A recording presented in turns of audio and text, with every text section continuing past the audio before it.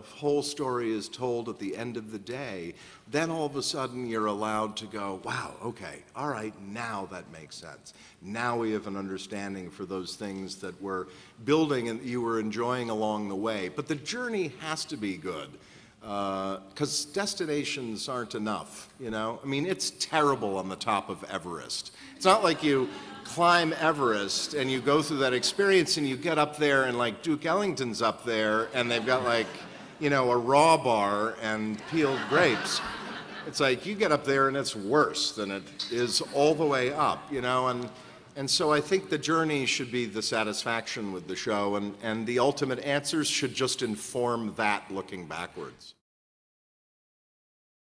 Well, Lizzie is clearly Red's weakness, and this is a disciplined criminal, but we've seen moments where he's dropped his guard and potentially entered into some dangerous situations because of that weakness. Is that going to trip him up more? Are we entering a danger zone with Red in that Lizzie's different than anyone else in his life? I would just say, I mean, I think that one of the things that's attractive about Reddington and enjoyable about him is that he's not a psychopath. He's not someone who is a run-of-the-mill criminal. He has a big heart, and he is enthusiastic about life. Liz, first and foremost, but about everything.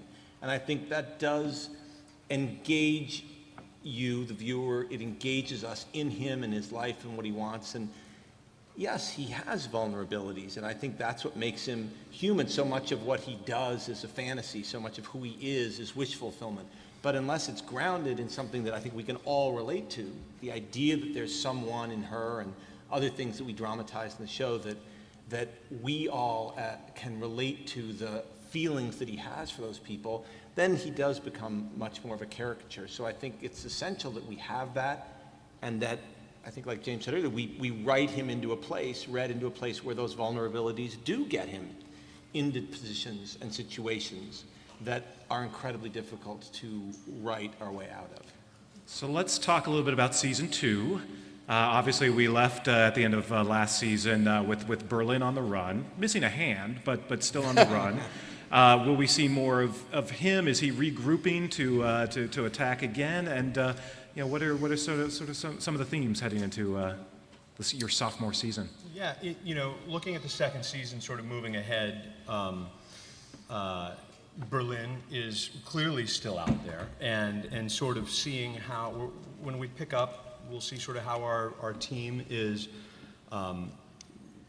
recovering and living and grappling with this large question that's out there of who this man is and what the relationship is to Red.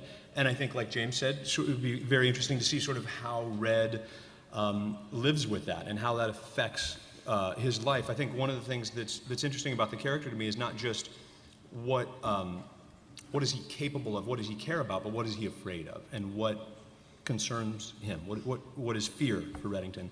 And there are elements of that with Berlin that we're going to be exploring, and you know, the dynamic of the team has shifted with Mira now gone, and we're also going to be picking up, I think another thing that's going to be fun to explore is